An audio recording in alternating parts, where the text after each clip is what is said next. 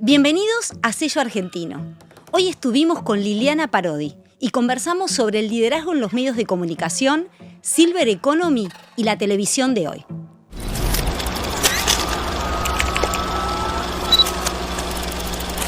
Hola Liliana, ¿cómo estás? Bueno, yo te quiero agradecer muchísimo que hayas aceptado la invitación para Sello Argentino. Ay, bueno, yo encantada. Viste, es como que tengo que hacerme tiempo para todo, pero bueno, haberte conocido en nuestro curso de Fundación Flor, Así bueno, es. fue una persona más en esta nueva etapa que ahora le dicen networking, pero yo la Exacto. llamo ir ampliando mi horizonte y conociendo más gente, y ahí te conocí, así que como no te voy a decir que sí. Sí, es verdad que nos conocimos ahí y la verdad es que eras, primero, de las más estudiosas, obviamente, y eras de las que obviamente no dejabas pasar ningún detalle. Te lo tengo que decir, siempre lo comentábamos con las otras compañeras del curso de Mujeres en Decisión, porque decíamos, qué mujer que está tan preparada, que tiene tanta trayectoria, pero tenías tanta avidez de conocer y no por nada estás transitando este camino que vos nos contarás un poco de reedición de tu vida y demás. Pero yo te quería preguntar algo que tiene que ver con, como haciendo alegoría del título de nuestro programa, que se llama Sello Argentino. Hay un sello que se llama La Parodi, porque la realidad es esto: sos una mujer que ha transitado durante muchos años la televisión, tenés un estilo que ha marcado también, productora, locutora. Llegaste a conducir la producción de una de las pantallas más importantes de la Argentina. ¿Cómo era esto de transitar ese camino? ¿Te dabas cuenta durante todos esos años de que estabas marcando algún camino para todas las demás mujeres que estaban en los medios, en la comunicación? ¿O no te pasaba eso? Y además preguntarte, ¿cómo era esto de ser una mujer diferente en un mundo de hombres que es el de la televisión? Bueno, fue un transcurrir, ¿no? Yo no sabía ni siquiera que iba a estudiar periodismo, porque en casa las cosas eran muy complicadas a nivel familiar, económico y demás, así que ahí había que trabajar. Apenas pude terminar el secundario, fui a trabajar, que fue mi etapa gastronómica. O sea que yo pertenecía al sindicato gastronómico durante 7 años de mi vida. Tenía 18 años y trabajaba de camarera, en la época en que las chicas no trabajaban de camarera. ¿Y dónde trabajabas de camarera? En Harrods. Mirá. Era un restaurante que estaba en el tercer piso con gente re mega paqueta. Yo empecé a conocer otros mundos y bueno, ese fue mi primer trabajo. Bueno, mi primer trabajo fue en una oficina, después que me recibí de perito mercantil, pero ese, con la propina y tal, ganabas más. Nadie, o sea, no, las chicas de mi generación, mis compañeras, no entendían lo que era trabajar de camarera. Pero bueno, era un lugar muy agradable, era durante el día, qué sé yo, así que ese era el te permitía también tiempo para poder hacer otras cosas. Yo pensaba estudiar, pero vivía en San Miguel, entonces viajaba 2 horas de ida y 2 horas de vuelta, era bastante complejo hasta que pude empezar a estudiar y le pregunté a uno de los clientes que atendía yo ahí, que iba la gente como hoy en día los medios tienen canje con los restaurantes, en esa época yo atendía, entonces como los mozos no querían, los mozos míos eran gente más grande, re tradicional, y yo era más jovencita, entonces, no, que los atienda, me decían Miriam por mi segundo nombre. Te decía, mira. Y yo no tenía ningún problema en atender los canjes, que a veces es más plomo. Y bueno, en una de esas familias eran los dueños de Radio Rivadavia. Les pregunté dónde podía estudiar periodismo y ellos me dieron acceso a algo que está muy cerca de acá, que no creo que esté más, que es el Círculo de la Prensa. Me dijeron, ¿podés empezar a estudiar ahí? ¿Qué sé yo? Sí, empecé a estudiar periodismo ahí. Mirá. A los 3 años, cuando me recibí, fui a golpear la puerta de Radio Rivadavia de esa gente que me había dado la primera opción. Y entonces me atendió Pablo Talamoni, que era el hijo de esta familia. Y bueno, por supuesto no había lugar, como en todas las épocas, porque no hay lugar tan fácil en los medios. Y empecé de meritoria a los pocos días. Bueno. Y así la cosa arrancó. En radio, como productora. En realidad yo era periodista, había estudiado periodismo y se apareció un mundo ahí que era la producción, que no me había preparado para ser productora. Yo iba a ser periodista, iba a estar en el micrófono, iba a hacer notas, o sea, iba a escribir. Fue como un camino al andar. Un camino al andar. Entonces, producción. Bueno, producción, vamos con producción. Seguía trabajando en gastronomía y otras cosas para la familia, para vivir. Y ahí estuve 3 años como productora y conocí a Antonio Carrizo, a Cacho Fontana, a Héctor Larrea, Roberto Maidana, Daniel Mendoza, José María Muñoz. Bueno, Tinelli era tan joven como yo en esa época. Era el esplendor de Radio Rivadavia, que era como jugar en la selección. O sea, yo empecé, wow, yo ya jugaba ahí. Me rajaron. X, situaciones, la vida, hay que estar preparado. Y bueno, enseguida no conseguís trabajo de lo mismo y trabajé hasta en campañas presidenciales, mientras trabajaba en gastronomía y bueno, para ir sobreviviendo, hasta que sale una oportunidad que me da otro amigo que había conocido estudiando periodismo. Me dice, están tomando gente en una radio que se va a hacer una radio de noticias. Eso era Radio América. No existía radio de noticias porque vos decías, la radio es con música. Claro. Era una radio hablada todo el día. Eso fue en el año 89. Y bueno, y ahí empecé en lo que era lo más chiquito de América, que fue Radio América. Ahí ya después fue Cablevisión, que estaba junto, era parte de la misma corporación. Y a los 2 años viene, digamos, al grupo Canal 2 de La Plata, que después nosotros, como era toda América, se llamó América. Claro, que después se formó como el grupo, ¿no? Claro, pero la radio fue la primera América, digamos. Después Cablevisión Noticias, bueno, y el canal. E iba haciendo camino ahí adentro. Iba haciendo camino. Yo siempre les digo a los jóvenes, además de estar preparados, de tener talento, de ser muy informados, de no perderse de nada, hay que ser disponible para este trabajo. Para el trabajo del periodismo, para el trabajo de los medios.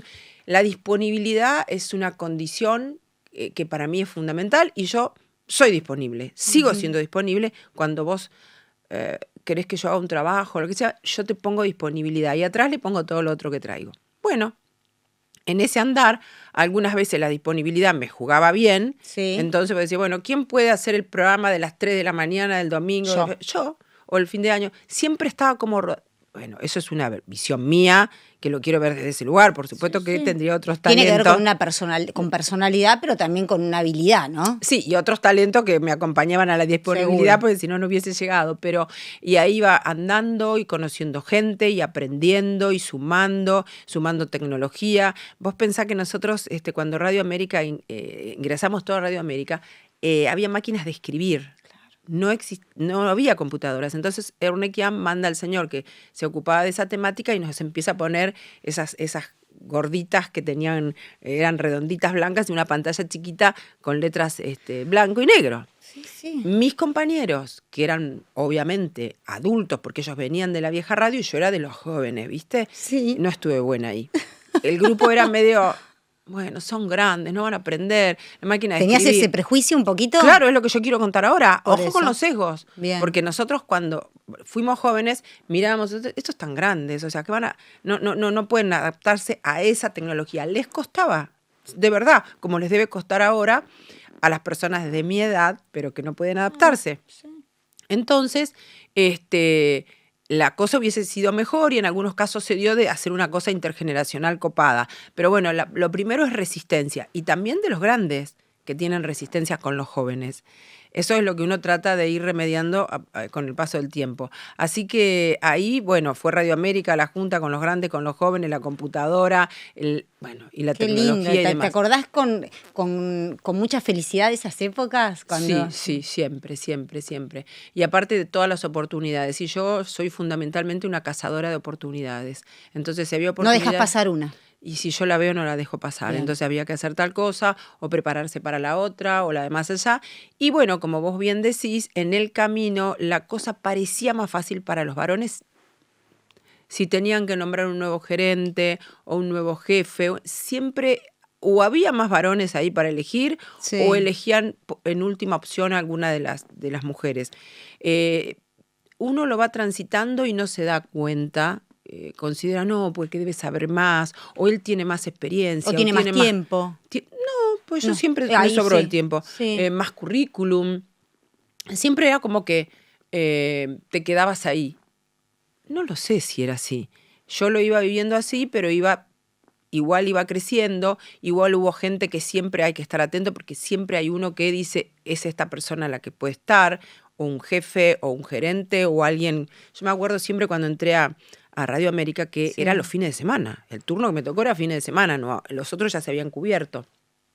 Así que me tocó trabajar con Betty Elizalde, otra gloria Sí. del periodismo y de la locución. Ay, sí. Entonces, bueno, me tocaba hacer producción para ese programa. Y ella a los pocos días le dice al gerente, que era Eliseo Álvarez, che, esta chica anda bien, suponte. ¿Y por qué no la tenés en cuenta? Y no sé, al mes me pasaron a la semana. Entonces siempre hay alguien que observa, siempre hay alguien que te ayuda, siempre hay alguien que te impulsa. A veces no es el dueño del lugar, puede venir de donde sea el impulso. También pueden venir los problemas.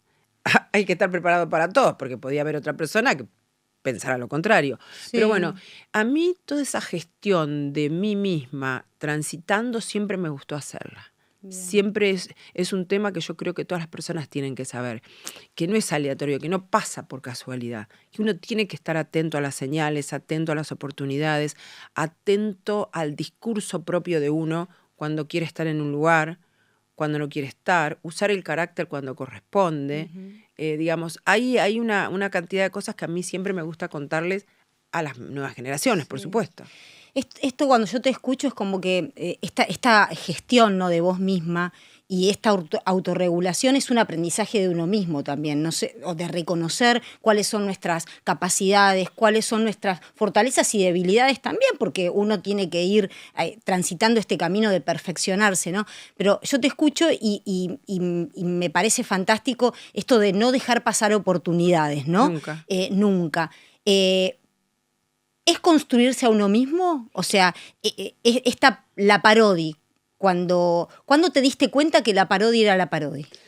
En esos años 90, ya como ahí, en ese grupo, era como, a ver, ¿cómo te digo?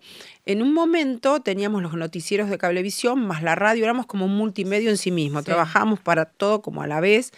Fue un fundador de multimedios y de multimedios persona, porque a la mañana se hacía la radio, entonces vos llamabas por teléfono al funcionario de turno y además de que salga por teléfono en la radio, le tenías que combinar para la cámara que le iba a hacer la nota del noticiero y bla, bla. Entonces éramos productores ejecutivos, ¿no? De distintos turnos. Ya era ejecutiva, perfecto. Pero resulta que yo hacía los 2 turnos y no sé cuántas horas y hacía más cosas. Entonces yo me puse productora general. Yo era productora general, porque iba a tener el mismo lugar. Y me puse yo productora general. Claro, y entonces productora general. Y usé ese productora general que no lo usaba nadie en esa época, por años, hasta, no sé, los Martín Fierro, productora general, y yo era la gerente del canal, pero me encantaba el productora general que había inventado. Entonces, cada tanto, cuando te dan ahí la chance, porque yo, por ejemplo, hice la gerencia de programación de América en el 95, por primera vez, porque habíamos tenido los 2 años anteriores a un maestro de televisión que era Carlos Montero. 2 años estuvo con un equipo. Pero no le terminaba de encontrar la vuelta a ese canal alocado, joven, con poco presupuesto, con un dueño que quería innovar todo el tiempo. Pero bueno, le dio la oportunidad a Carlos para que ya no te digo al final de su carrera, pero sí, era una persona muy experimentada, intentara sacar adelante a América. Lo intentó durante 2 años y no sucedió, las cosas eran muy clásicas, la gente no buscaba a América para ver eso, se hacía el esfuerzo, pero bueno, no terminó resultando algo que la empresa quería. Entonces se da vuelta y estábamos nosotros, que éramos un grupo de jóvenes ahí. De todos esos, la que más había experimentado era yo. Entonces la gerente fui yo. Qué bueno. Porque era la más experimentada del grupo que quedó. Los otros se fueron. Bueno, entonces ahí este hombre quiere la innovación. Y fue el año que pusimos todo lo que había que se podía poner en ese momento, que fue Pergolini con CQC, La Nata con Día de Lalomir con Las Patas de la Mentira, Alfredo Casero con Cha Cha Cha. O sea, Graciela Alfano con el Periscopio, o sea, era como... Hasta con Mirta trabajaste vos, ¿no? Sí, Mirta en la del 2000, claro. Sí. Así que él quería todo eso. Y al final de ella estaba feliz, había sido la gerente de esa innovación, porque después a América le quedó ese sello, de que era el distinto, que poníamos cosas que no ponían otros y tal. Y bueno, al fin del año me dicen, bueno, ahora quiero que te vayas a Noticias, por ejemplo. Y yo pensé, y esto que lo estoy haciendo tan bien, yo pensaba, y esto que lo estoy haciendo tan bien. Y me dijo el jefe, lo voy a hacer yo. O sea, ¿y qué decís? Y me vio dónde me mandó. O me voy a mi casa, cosa que yo nunca hice. Porque muchas veces me pasaron Liliana acá, Liliana allá, Liliana acá, Liliana al rincón. Interesante esto que estás diciendo, ¿eh? Y esa resistencia fue creo que fue beneficiosa. No todas las personas dicen, mire señor, la verdad es que prefiero irme a mi casa, o sea, si yo tengo esta posición y usted me da otra. Yo no me preguntes por qué en cada cambio de gestión o cada cambio de accionistas, yo me refugiaba en lo que quedaba, en lo que me daban, y de ahí remontaba de nuevo. Me pasó en ese momento, me pasó en la gestión de la familia Ávila, me pasó en la gestión del directorio actual. O sea, siempre era como que iba para atrás en esos años cuando después, ya te digo, hice las noticias y después estaba medio como productora de programas, una cosa ahí medio dispersa, trabajaba con Mauro, con gente muy especial que iba Bueno, ahí conociendo. la política también te atravesaba mucho en las noticias. Muchísimo, Claro. bueno, muchísimo, porque además yo era periodista sobre todo. Claro. Y bueno, y después de repente sale una cosa que a la mañana habían contratado a Georgina Barbarosa y hacía un programa. Entonces la productora se va a trabajar a otro lado y me dice, ¿no querés agarrar Movete? Entonces hago Movete, que era lo más divertido que yo hice en ese momento, que era la mañana para que las mujeres estuvieran súper divertidas en su casa o lo que fuera, y esta Georgina que hacía todas las cosas muy divertidas. Eso fue muy lindo.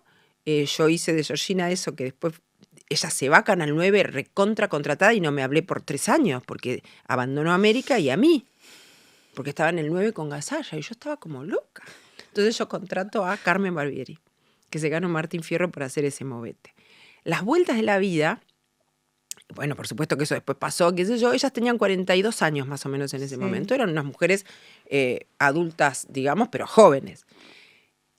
A la vuelta de la vida, poner 10 años después, en algún momento de producción, yo decía, ¿por qué no llamamos a Georgina o a Carmen para algún proyecto? Ay, Liliana, por favor, tan grande, déjate de traer gente grande. Mirá, volví al mis tema. directorios, mis equipos, qué sé yo. Hoy, en la Argentina, en el siglo XXI, en los 2 canales más importantes, digamos, en términos de rating, que son Telefe y el 13, la mañana la conduce Georgina y Carmen. Sí, y tienen 70. Entonces, lo que te quiero decir es que cambió mucho todo. Es que uno tiene que adaptarse a lo que está pasando. Por eso, esto para vender mi chivo de la Silver Economy. No, que es de lo que te voy a preguntar. No, yo me imaginé, pero digamos, ese ejemplo en televisión es importante porque por más que las estructuras no quieran, por más que no quieran que suceda, sucede, porque el mundo sucede. Entonces, que los directivos de esos 2 canales hayan encontrado a estas mujeres de 70 años a estas alturas, que bueno, que le conduzcan la mañana, es porque la cosa cambia sin que, aunque ofrezcas resistencia. Entonces, esto de la generación Silver, que está trabajando, produciendo, consumiendo, viviendo, hay como un alargamiento entre los... Antes eran los 50, después ya venía la jubilación y te fuiste. Y ya está. Vos ahora entre los 50 y los 100 tenés la otra mitad de la vida. Entonces, de esa mitad de la vida hay mucho tiempo productivo aún.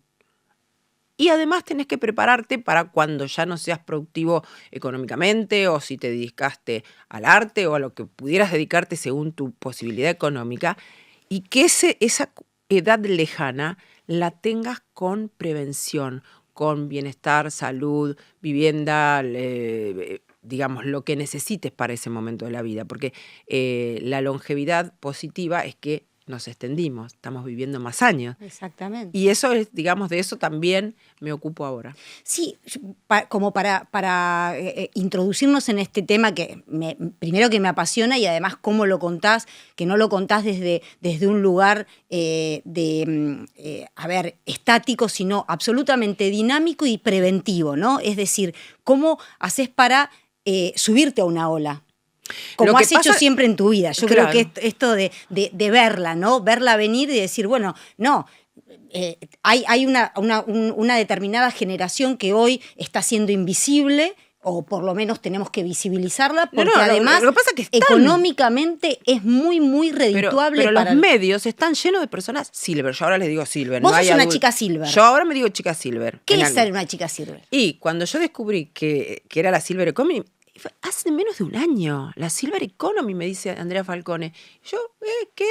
Entonces ahora todas las personas que le digo lo mismo, les hago economía plateada por las canas. Así no es. Importa que te la sigas tapando. Por eso se llama la economía plateada o la Silver Economy. Entonces cuando ella me explica un poco todo esto, y hacemos el segundo congreso, pero el primero en que yo participé el año pasado en la UCA, ella me dice, bueno, vos abrís, sos la presidenta del Congreso, el Silver Economy Forum. Ok, tengo que estudiar un poco cómo viene el tema en el mundo, qué posición tomar. Trabajamos con Mercedes Jones, que es una socióloga increíble, tiene una mujer de 75 años con una visión que viene trabajando desde el tema género hasta esto. Entonces no sabés lo que me reta y lo que me pone en orden. Entonces empecé yo a sentir que, bueno, yo formaba parte de esa generación, obvio. Te identificaste, primero me identificar y después esto de trabajar en lo positivo. Yo entiendo la vulnerabilidad de la generación. No trabajo para la vulnerabilidad porque el Estado trabaja, porque hay otra gente, hay otras instituciones, qué sé yo. Trabajo para los que están en el medio, de los que nadie se ocupa, porque dice, yo no soy tan joven, pero tampoco soy un anciano vulnerable. Y todos estos que están acá, que necesitan ser incentivados, lo que más necesitan es justo una palabra que te dije al principio, un abanico de oportunidades. O sea, si hay oportunidades de trabajo, de aprendizaje, de consumo, de dedicarte al arte, de lo que fuera, si vos cumplís años, 50, 60, 70, y cuando querés ver el mundo no hay oportunidades para vos de ninguna de estas que te hablo, es muy duro. Muy duro, sí. Pero si empezamos a generar oportunidades, desde laborales hasta aprendizaje continuo, emprendedurismo, y si tenés la vida económica resuelta y me decís, mira, como me dijiste de una señora que hablamos hace un rato, yo no quiero trabajar más. Claro. Bueno, pero hay otras cosas para hacer que te mantienen activo, que te mantienen productivo. Que forman parte de la vida productivo, también, ¿no? Visible, digamos, y que te pueden preparar a lo mejor para esa ancianidad un poco más adelante. Entonces, hablándote de eso, discutía con Mercedes Jones, porque me reuní con un médico que va a participar del congreso de este año, que es en octubre. Entonces sacamos un título. Yo todo quiero título, ¿viste? Tipo título para el graph, título, persona que me dice título. Entonces el tipo me dice, no, porque los 80 son los nuevos 60.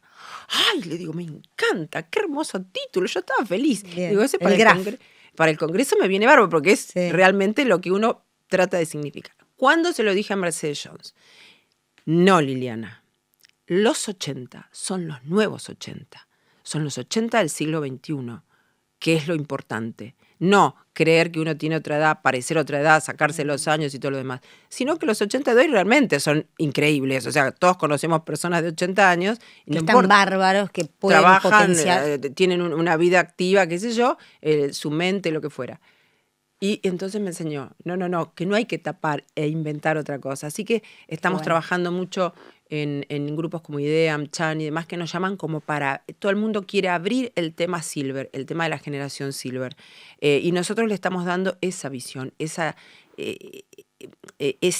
cambio de paradigma. Para el cambio de paradigma necesitamos una nueva narrativa. Tenemos que cambiar la narrativa y sacar los sesgos y bueno, y hacer todo un trabajo. De eso quería hablar con vos. ¿Cómo ves el tema de romper estas barreras de los sesgos que hay? Y ya que te metiste en el tema y estás estudiándolo comparativamente con otros países, por ejemplo con Europa, ¿cómo estamos nosotros en relación a este tema? Si lo empezamos a ver de otra manera, si en la Argentina, ¿cómo nosotros lo ves? Como Latinoamérica estamos bastante bien con Europa. Bueno, Europa tiene una población más envejecida aún. El promedio, digamos, Japón y otros países asiáticos se dio vuelta la pirámide, hay mucha más gente mayor que nacimientos, o sea, que en el mundo el tema se está moviendo de la misma manera, las universidades empiezan a hacer estudios, te dicen así un título genérico como me gusta a mí, es la tercera economía del mundo, si juntaras todos los Silver, es la tercera economía del mundo. Entonces, porque también para convencer organizaciones, empresas, a veces gobiernos, hay que mostrarles que es una generación con una capacidad económica importante. Eso no quiere decir que no nos ocupemos de los que no la tienen. No. Estamos hablando de eso. Y creo que estamos bien, falta un montón, porque, por ejemplo, ahora necesitamos que los medios entiendan este cambio. Viste que en género fue en un tiempo la cosa cambió, los medios entendieron, las personas entendieron, hoy en día no hay familia que la gente joven no esté muy informada sobre el tema género y las otras diversidades. Están muy informados. Ahora, la diversidad etaria no está tan informada, pero está. O sea, no hay manera de que te liberes de esta, salvo que tengas una tragedia, llegás. O sea, la diversidad etaria va a formar parte de tu vida, aunque tengas 20, 30, 40. A los jóvenes les tenemos que explicar eso me gusta, lo cómo llegar intergeneracional. mejor. ¿Cómo llegar mejor? Eso. Podemos hacer mentorías cruzadas. Yo aprendo de la experiencia, pero también aprendo del joven. Bien. En cuanto a lo laboral, en cuanto a lo educativo. Pero nosotros, por ejemplo, nunca tuvimos educación financiera, y menos como mujeres. Yo le digo a las chicas, es un temón. Las mujeres, para ser independientes, necesitamos independencia económica, básicamente. Sí. Y después todo puede fluir. Entonces, estuve en un grupo de ejecutivas súper importante al que pertenezco también, hicieron una charla sobre educación financiera.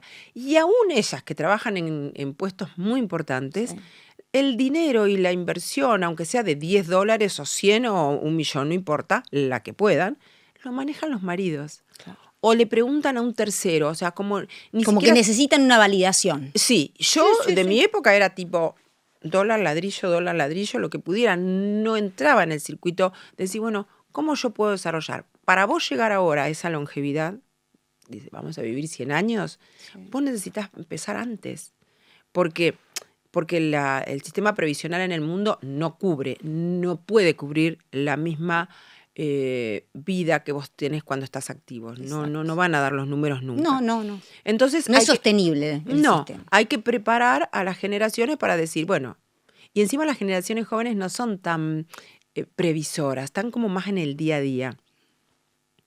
Yo soy baby boomer y era obsesiva por el ahorro, por el futuro. Uh-huh. Por el futuro. No quería ser una persona adulta o una persona mayor con dificultades, pero obsesiva. Y también hay unas estadísticas que indican que los baby boomers son las personas que más dinero juntaron en la historia de la humanidad. Fue como gente que quiere acumular, tener... Sí, por un tema de seguridad. Sí, después de la guerra X, hay todo un estudio sociológico, por lo tanto estamos acá para gastarla también. Bueno, y hay que decírselo a las empresas y a los bancos y a... Que piensen productos para los silver. Productos y servicios. Vos imaginate, por ejemplo, a veces es como que el mundo de los negocios se pelea con los silver. Por ejemplo, la tele, que era lo más cercano a mí. ¿Cómo lo ves en los medios eso? Imagínate que lo único que saben decir, hasta mis colegas, tipo Pergolini, la televisión la mira la gente grande. Y vendele. Si están ahí para que te compren. O sea, porque yo entiendo que querés buscar a los jóvenes y está bien también. Y por ahí tenés productos como Gran Hermano que abraza todas las generaciones, y después tenés horarios en donde X, pero no te enojes porque tenés un cliente de 60, 70, porque son mujeres más 50, mujeres más 55. Bueno, ahí veo un error horrible, y yo estuve adentro de ese negocio. Uh-huh. O sea, siempre es como buscar el otro. Igual, te digo, como pasó con Georgina y Carmen, la realidad te devuelve y lo tenés que hacer. Sí, después la realidad te marca bancos también. Piensan que toda la gente que se jubila es de la mínima, o aunque tenga otra jubilación, pobre, es un jubilado. Pero basta con eso. Claro. O sea, hay de todo en el paquete. Es cambiar el relato, vos lo dijiste, ¿no? Es cambiar la narrativa. Sí, la narrativa. Sí. Por ejemplo, otros errores del medio, ¿no? Nosotros en noticieros, en programas, en canales de noticias, toda la vida, inclusive Andrea Falcone, que es la fundadora de este movimiento que estoy trabajando yo, da sobre todo charlas del sistema previsional. Claro, porque es abogada. Sí, abogada previsional. Sí, ella se dedica a eso.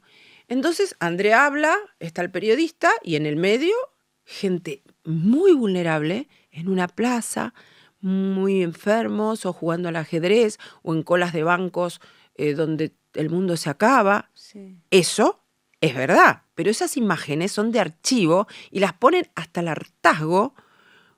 Eso pasa en cualquier otra cosa, pero hablando de esto, digamos, es ese sesgo de meter a todas las personas porque se jubilaron en esa situación o porque recibieron una jubilación mínima en esa imagen, no es justo. Claro.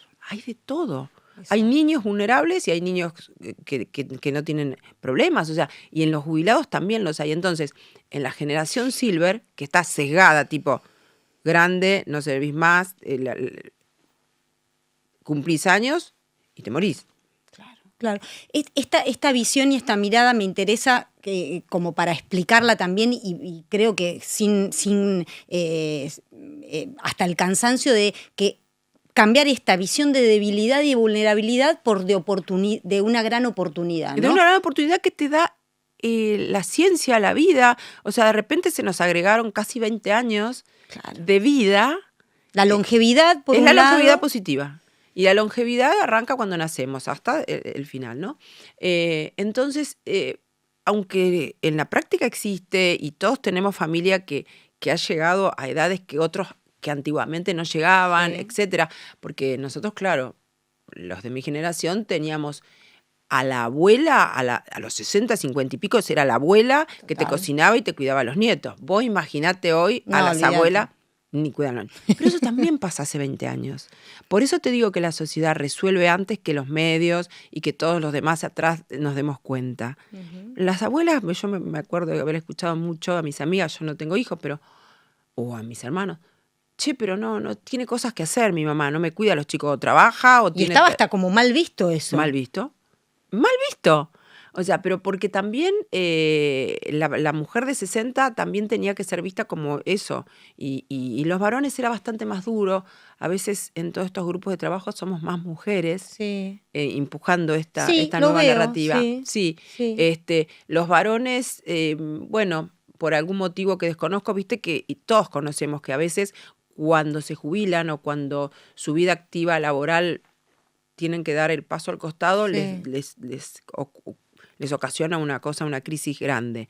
Entonces, hay tanto para hacer. Muchísimo. Y yo te preguntaba, porque la verdad es que este término de Silver Economy, la verdad que yo lo escuché por primera vez a través tuyo y siguiéndote, y la verdad que uno se va apasionando por todas las oportunidades que se van abriendo en una economía que está como ávida de también ir encontrando también lo que vos decís. O sea, el Estado está para determinadas cuestiones, pero también las empresas, los particulares, nosotros mismos como realización personal y particular de decir, bueno, tengo mucho por delante y quiero hacer cosas que tal vez nunca me había planteado poder hacerlas y concretar proyectos. Es como que se abre un abanico de grandes oportunidades. Pero hay también un término que se está utilizando mucho ahora, que es el tema del edadismo, ¿no? Esta discriminación por edad. Vos lo fuiste marcando a lo largo de muy puntualmente, que lo identificaste desde siempre en tu carrera, que era la carrera de los medios. Esto de discriminar al que es más grande y que las nuevas generaciones como que van atropellando a las nuevas. Preguntarte esto, si ves que también a través de Silver Economy se abre la oportunidad de debatir en la discriminación. No, es que tiene que debatirse. O sea, es uno de los temas en los capítulos que nosotros trabajamos, bienestar y salud, talento y aprendizaje, relación intergeneracional, marketing Silver, bueno, todos los que trabajamos y que hacemos el congreso ahora, el tema de diversidad, equidad e igualdad es uno de los temas centrales. De hecho, ganamos un premio, o sea que la gente empieza a verlo. Nos presentamos en un concurso de la Cámara Suizo-Argentina de Comercio con nuestra propuesta del Silver Economy Forum. Imagínate, vas a un jurado, eran 200 y pico de propuestas y tal, y nos premiaron por ese tema, por el de diversidad. O sea, ¿entendés? Empieza como todo el mundo a querer saber, o los que tienen que ver con el comercio, o los que tienen que ver con el Estado. Nos hemos reunido también con gente del gobierno de la ciudad que están interesados desde distintos puntos de vista. Podés estar interesado desde el punto de vista talento, desde el punto de vista de ofrecer a las personas que, porque se jubilan o porque hay retiros o por lo que sea, pues no puedes obligar a las empresas a que se queden con todos nosotros adentro, pero sí podés decirle a las empresas, che, preparalos, hacerle, ¿entendés? Entonces, para después emprender, por ejemplo, o para que la gente estudie. O sea, nadie dice que van a pasar cosas y entonces, si no, porque cumpliste años te tenés que quedar dentro de la empresa. Si la empresa no te necesita, no. Puede haber gente que se puede hacer un reskilling y está, otros que se van. El que se va, puedes proponerle qué puede hacer en el día después. Eso no sucede, vos te vas hoy en día. Y a eso se están, o sea, también se están ocupando de eso, de también asesorar a las empresas para que hagan esa prejubilación y que no sea traumático también. Exactamente. ¿No? Porque eso va a suceder igual. Y si vos no te preparás, aunque sea te informás, aunque sea tenés como un panorama de decir, bueno, a ver, que hay el día después. Fundamental, fundamental. ¿Y las empresas, cómo lo toman a esto también de cuando su personal se va jubilando, también se va perdiendo toda esa... Nosotros hablamos de esa inversión que se hizo en ese trabajador y trabajadora. Mira, creo que hay sesgo. Pienso que el sesgo es cuando van cumpliendo años la gente, lo antes que puedan, es preferible que se vayan, no importa que te invirtieran. Que hayan tenido... No.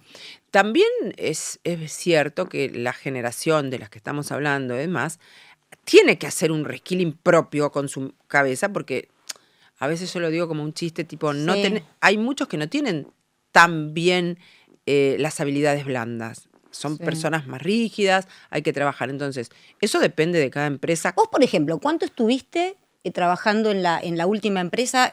O sea, en América. En América. 33 años. Y cómo fue eso de decir, bueno, 30 y pico de años y me tengo que reinventar? Bueno, es todo un tema y ni siquiera lo sabe. Yo ahora se cumplieron 5 años que hice mi libro, mi libro, que se llama En Vivo, mi biografía. Hiciste como una autobiografía, ¿no? Sí, con gente que me pidió que lo hiciera. Después me parecía que era qué cosa, pues cómo voy a escribir de mí misma. Y después me pareció que podía ayudar a otra gente por la historia personal y demás. Entonces, a partir de ahí vayas a ver, viste, que algo va trabajando adentro aunque no seas consciente. Sí. Entonces llegó un momento de la relación de tantos años en que estaba haciendo mi trabajo de todos los días y charlo con mi jefe y me dice, ¿por qué no cambiamos de posición y nos vamos a la otra empresa? Él y yo también. Sí. Y yo le digo, ¿por qué no cerramos esta etapa? O sea, me salió en 15 minutos. Él no supo qué contestarme, pensando que me había convencido de que hiciéramos la otra propuesta. Me dice, ¿en serio querés eso? Y le dije que sí. Y después hice todo el trámite como para cerrar esa etapa, sin irme a ningún lado, que era impensado para mí. Porque para mí la relación de dependencia siempre fue un refugio. Yo nunca fui emprendedora, le dediqué cuerpo y vida a lo que me tocaba, ¿no? Es que hacía en el medio otra cosa, me iba preparando, que también sugiero si podés irte preparando previamente. Después tuve que salir, hacer los cursos, aprender otras cosas, otras habilidades y aplicar lo que yo sé de mi trabajo de toda la vida a las nuevas habilidades y a poner eso en otras empresas, en otras organizaciones. Lo pongo muchísimo en organizaciones de la sociedad civil, pero bueno. ¿Te dejaste orientar posiblemente, no? ¿Por alguien o era intuitivo en ese momento de decir, bueno, hago tal capacitación, hago tal curso, me perfecciono en tal tema? No te digo que voy agarrando todo lo que me das. Claro, es que yo sé. O sea, si vos me llamaste acá y yo vine, sí, es que lo mismo. sé. Te podía haber dicho no tengo tiempo porque de verdad no lo tengo. Claro. Pero la disponibilidad. Yo, ¿cómo no? Sí. Entonces me dicen, no, porque hay una persona que hace un curso en España, me envía no sé qué. Y bueno, hablo, porque además me contaste, me acuerdo que contaste en nuestro curso que compartimos y que tengo hermosos recuerdos y compañeras de ahí, que lo hacías, nos había tocado la pandemia también, porque de hecho hicimos blend nosotros a ese curso. Sí, ya estábamos saliendo. Claro, ya estábamos saliendo, pero vos habías hecho cursos de perfeccionamiento y de capacitación por Zoom. Virtual, claro, porque éramos de todo el país. Este argentino en España consiguió hacer ese trabajo para personas mayores de 40, como ponerlos otra vez en funcionamiento a partir de tus propios, digamos, conocimientos, a partir de tu propio empoderar lo que vos más sabés. Bueno, él hizo ese curso, qué sé yo, después hice el de Fundación Flor, después el de UCEMA, y ahí se te abre toda una gama de gente que bueno, al estar tan dedicada a tu industria toda la vida, vas como desconociendo otros mundos, los ves como de afuera y tal. Y bueno, vamos por y después vamos por el otro, y la Silver Economy, qué sé yo, y entonces, y vas ampliando.